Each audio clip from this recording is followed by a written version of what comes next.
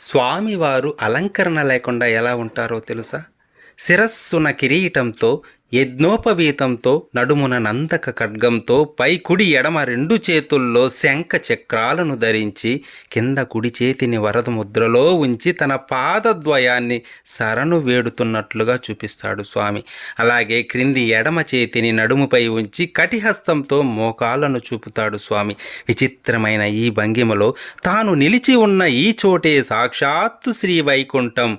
అంతేగాక నా ఈ పాదాలను శరణు వేడితే చాలు, ఎలాంటి వారికైనా సంసార సాగర సముత్తరణైక సేతో అన్నట్లు సేతువనై అగాధమైన సంసార సముద్రాన్ని మోకాళ్ళ బంటిగా చేసి సులువుగా దాటిస్తాను అంటూ కటిహస్తంతోనూ, మీ వరాలన్నిటినీ ఇస్తానంటూ వరదహస్తంతోనూ చూపుతూ ఒక సొంపైన భంగిమలో నిలిచి ఉంటాడు శ్రీనివాసుడు. ఓం నమో వెంకటేశాయ.